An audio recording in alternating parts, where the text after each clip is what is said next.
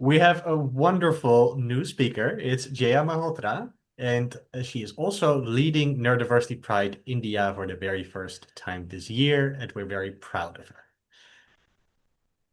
Jeya, take it away. Hello, everyone, and a very good morning, evening, afternoon to wherever you're joining in from. I am Jeya Malhotra, and as just mentioned, I am from India. I'm 17 years old, and I'm also the India coordinator for the Neurodiversity Foundation. And before I start sharing, I am so thankful to everyone who had their hands dirty on organizing this.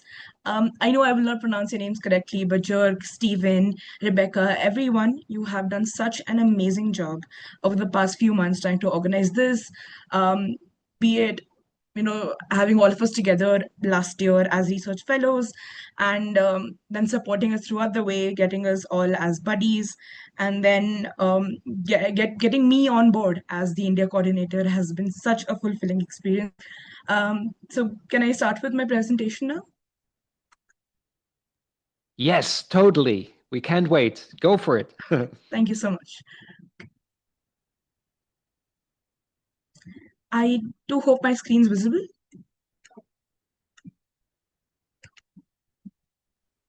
Okay, Yes, we can right. see it. Just a second. Okay.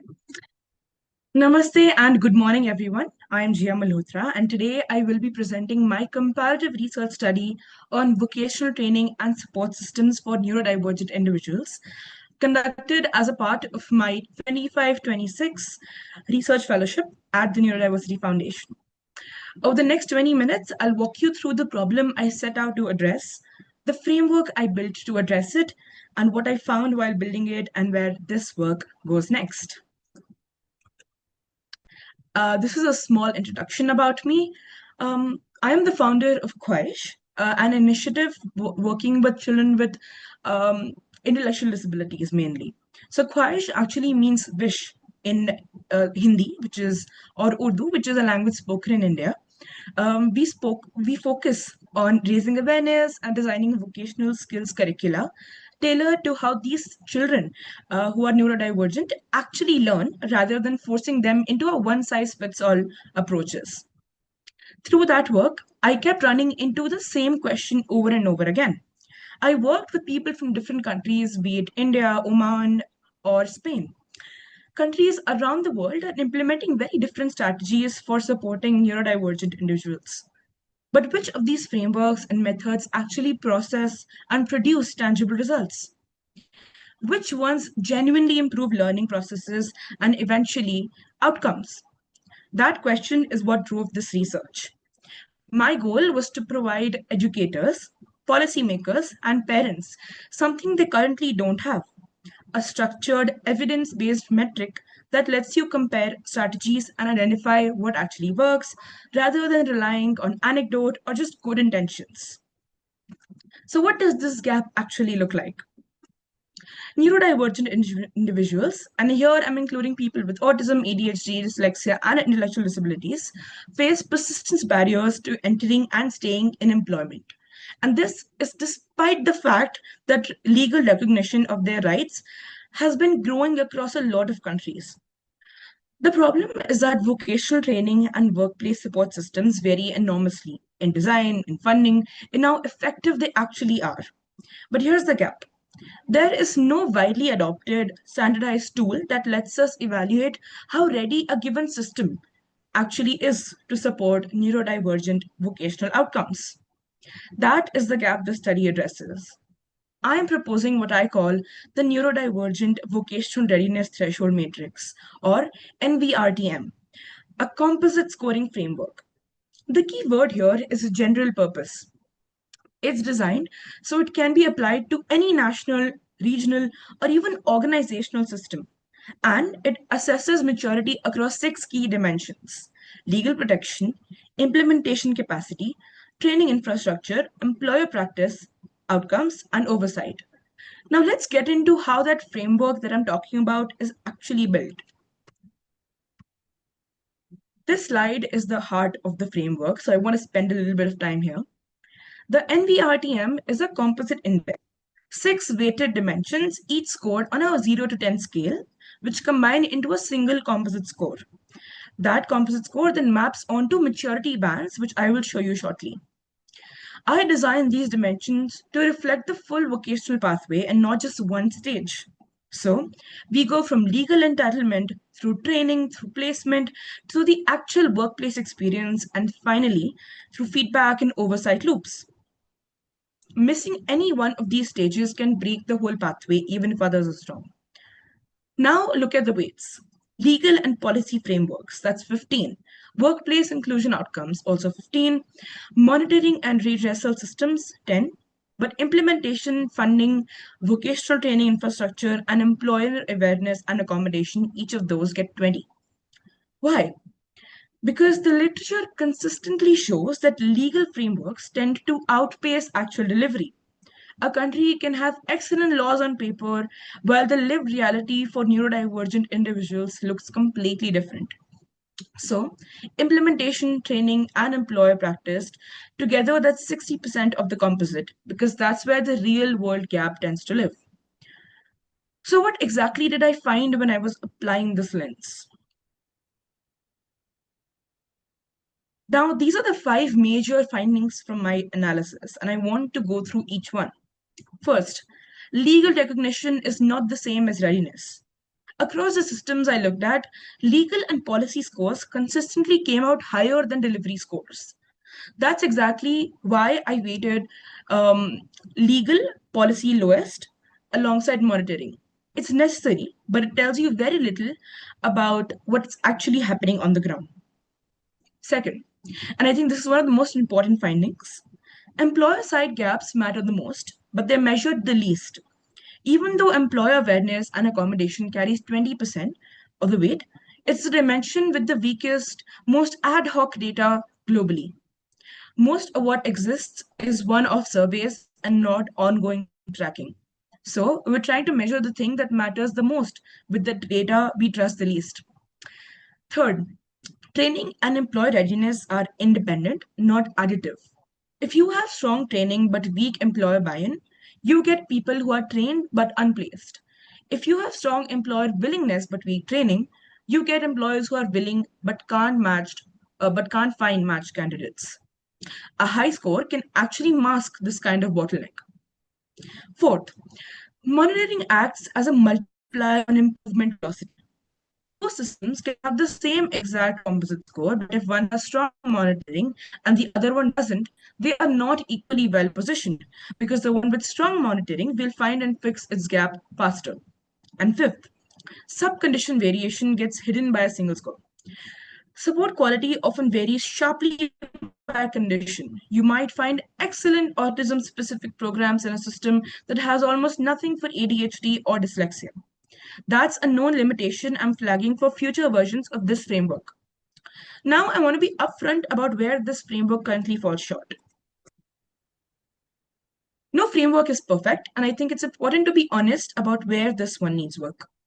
The biggest limitation is data quality and recency, and it varies enormously across systems. Some jurisdictions have rich employer survey data going back years, others have almost nothing. That introduces real scoring uncertainty, especially in the employer awareness and outcome dimensions, which remember are two of our highest weighted dimensions. The second limitation is that this framework currently treats neurodivergence as a single category for scoring purposes, but in practice, support quality varies significantly by subcondition. A system might have strong autism-specific programs, but nothing for ADHD or dyslexia, and right now, that nuance gets averaged out and lost. Averaged out and lost, sorry. I also want to flag, as part of my next phase of work, I am planning to design and administer quantitative surveys over a multi-week period to start closing some of these data gaps directly rather than relying purely around existing documentation. So why build a composite index at all instead of something simpler? This is a question I had to answer for myself before I could justify the whole approach. Why not just use a simpler, generic, single metric? Now here's the core problem. Now, most existing disability employment evaluations rely on either pure legal compliance checklists or pure outcome statistics like employment rates. And both of these are misleading on their own. Legal only metrics overstate readiness. A country can have comprehensive legislation, say 21 recognized disability categories, quota systems, self employment provisions, and still have almost no actual delivery infrastructure. The law looks great, and the reality doesn't match. And outcome only metrics have the opposite problem. They hide the why. A low employment rate doesn't tell you whether the bottleneck is training access, employer attitudes, or workplace retention. You see the symptom but not the cause. A composite system or a composite index solves both of these problems at once. It forces you to score each stage of the pathway separately so you can actually see where the breakdown is happening and not just that one is happening. Let me bring this together with the summary of the core argument. So, to summarize where we are, the problem is that vocational outcomes for neurodivergent individuals remain poor across most systems despite growing legal recognition around the world. And the research itself is fragmented, split across disability studies, HR, education policy, and vocational rehabilitation, with no shared metric connecting legal text to actual delivery. The result is that good policy on paper and good outcomes on the ground get conflated constantly in both research and public discourse. And here's the key insight I want you to leave this slide with. The composite number itself is less important than the gap pattern. It's the distribution of scores across the six dimensions, particularly the spread between legal policy and the other five, that carries the real diagnostic value. Two systems could have the exact same composite score, but completely different priority areas depending on where their specific gaps exists. The number tells you how far there is to go, and the pattern tells you where to go first. So to close, what does all this mean? Let me bring this to a close with three takeaways. First, legal recognition of neurodivergence is a necessary foundation, but it should never be treated as a proxy for system readiness. If you apply this framework to almost any system, you're likely to find that legal scores diverge from delivery scores, often substantially. Second, employer facing dimensions, awareness, accommodation, retention, are simultaneously the most consequential dimensions for actual outcomes and the least systematically measured. That makes them both the highest priority area for intervention and the highest priority area for future data collection. First, it's here. And third, this framework is most useful not as a single composite grade, but as a gap analysis tool. It's the distribution of scores, and especially the size of the gap between legal policy and the other five dimensions that carry more diagnostic value than the composite number alone. I believe that the NVRDM gives educators, policymakers, and parents a shared language and a shared tool. Something a little more concrete that they can use to ask not just is the system good or bad, but where specifically does the system need to improve next.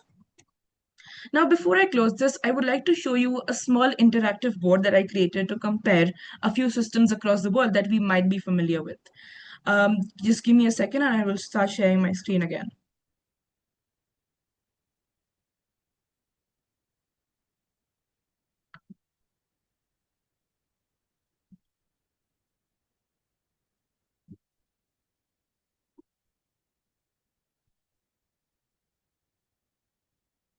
I'm so sorry, but just give me a second and I will start sharing.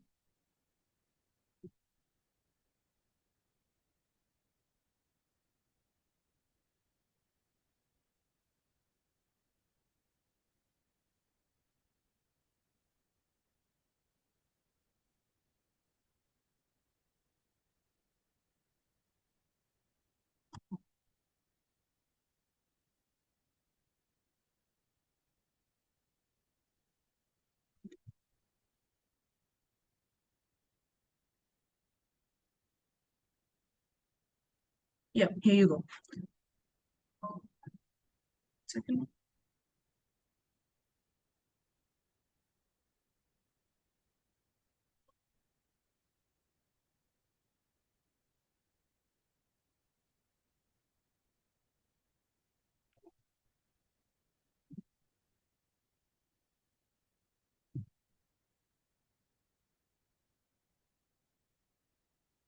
I might be facing a slight internet error here.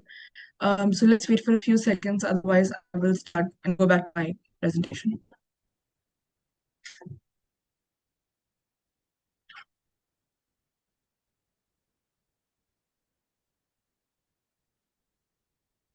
Yeah, there you go. So this is the NVRTM country board. So you can see that a few countries, around 6 of them, have been ranked. Now this isn't really a sort of a dig at a country's policies or systems. It's just a way, an interactive way to show how the system or the board would actually work. So this is for the Netherlands. You can see all of these bars represent the actual infrastructure created for each of these sort of points. As you can see, India, and you see Germany, United States, and you can also see the maturity bands right here. So they're given according to the score. You can see Brazil, you can see Australia as well. And this was all about my presentation for today. If you have any questions, I would love to take them on, or if anything's up for discussion, I would love to discuss it here today. Thank you everyone for listening. Thank you so much, Jeya. This is really cool and awesome what you're doing. And I have a question for you immediately. So why you're 17, and I know it's annoying that everybody talks about your age, and I will try not to do that too much, but why did you create your initiative, your organization for kids? What triggered you to think this is what I'm going to do? I think, thank you for your question, first of all. And I think this came a long time ago. I think it was around 4 or 5 years ago. um, I really wanted to do something of my own. So I had been mentoring students to create their own initiatives on entrepreneurship, change making, and digital skills with the government of India.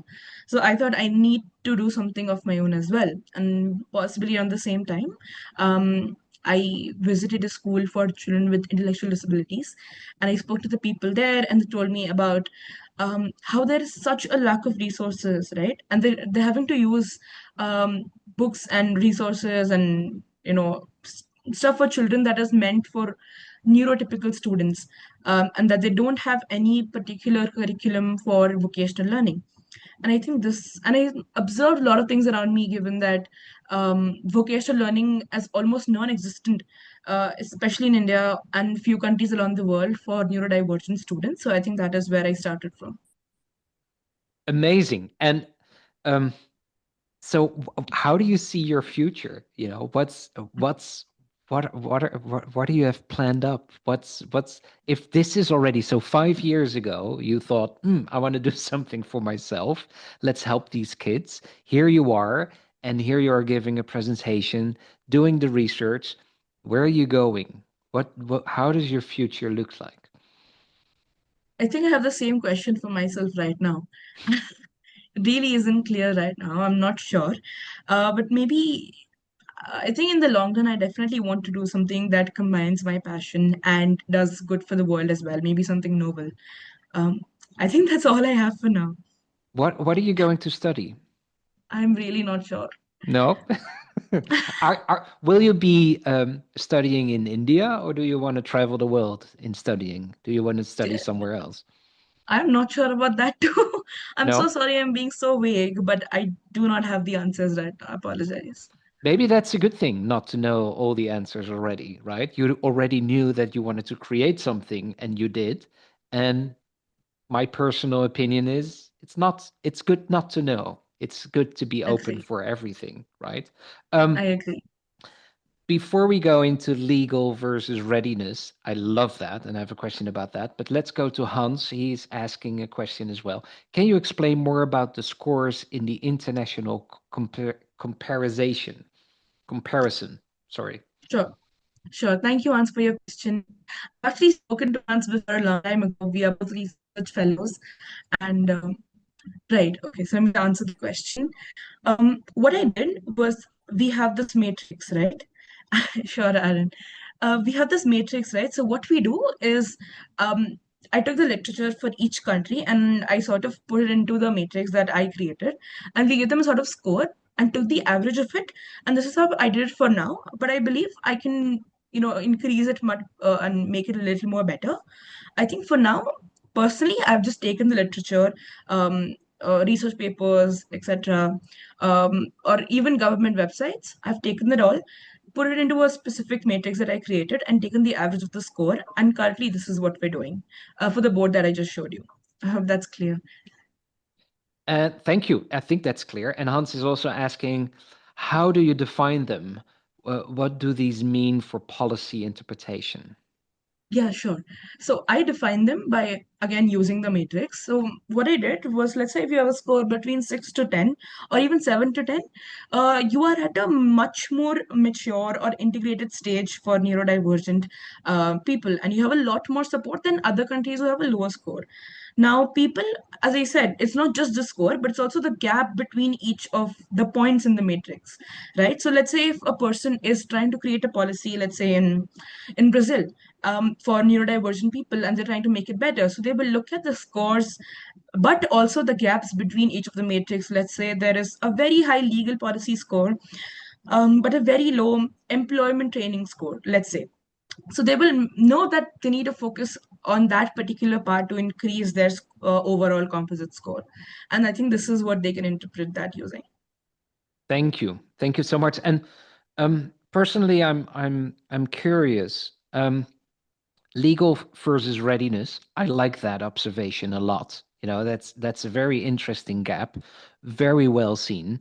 What do you think is one of the legal things that is out there, maybe even globally or in India or wherever, where it's far away from readiness? What is the legal action that it always comes into place with regards to neurodiversity? But in your research, you see that this could be a law, but it's really not working well. What is the best example for that for you? It's such a good question, and I have learned so much about this while working on my initiative and on this research. So I can talk about two countries that I know of, which is India and Spain. Spain, because we have had a chapter or a Khwaish circle with someone from Spain. So about India, I can say that we have this thing called universal design and a whole curriculum for children with intellectual disabilities or even neurodivergent children with dyslexia or anything like that. We have it online and we have it given to all government websites and etc. But if you go outside and you go to schools, so we actually have separate schools for neurodivergent individuals. When you go to them, it's you see that no one's using it actually because it's just locked away in some government website and people really don't know about it even when they're working for years in this particular field as well. So there's no knowledge at all, and when you tell them, they're almost as shocked as I was when I first learned about it. I think that's a huge gap because people have put an effort to create the entire curriculum, create the resources, but it's still not available to like the ground roots. Um, it's a problem. Grassroots, there's actually a problem. The second thing I can say with Spain is that when I spoke to the people, so they have integrated schools for neurotypical and neurodivergent individuals. But again, the same thing. Um, they also have a lot of what can I say, awareness initiatives going on, but people on the grassroots actually do mock people with neurodivergent issues, and it's actually really sad. Given that there's a lot more awareness in Spain, as I was told, and people still have the sort of mindset where you need to make fun of people who are neurodivergent, it's really sad. I think these are the two of the things that need improvement, not just in policy, but in execution. I'm taking notes. I think it's a communication gap, what you're talking about, right? Then there is law, then there are solutions, then there is policy. They have been thinking about it in a good way, and then nobody knows it's there. And it's weird that if you would be in government and you create a beautiful solution, but you forget to implement it, more or less, or to make sure that everybody is aware of that, then what's the purpose? Interesting, right? That's a very good approach. I love that. Thank you so much for doing this, Jana. Is there anything you want to share with us after this presentation? Is there anything I you think want to that's add it to for this? today. I think that's it for today. I told a lot through my presentation and then through the conversation that I had with Pai and Hans questions today. And I hope that the Neurodiversity Foundation does a lot more things coming in the future, and they've already done a lot for neurodivergent individuals now. And before I close, again, a huge thank you to everyone here. And so through the Neurodiversity Foundation, I was able to be opened up to a whole new world of neurodiversity and neurodivergent individuals, and how awareness is spread and raised, and even how people deal with everyday situations in real life in different countries globally. It was an eye-opening experience. Thank you so much. Thank you so much for being here. Really nice meeting you, and lovely to hear about your research and everything you're doing. And sorry for saying that, and being only 17 years old, it's incredible. I find it really a joy to listen and to think about everything you're saying. Tjerk, thank you so much. The floor is yours. And welcome to the organization, Jeya.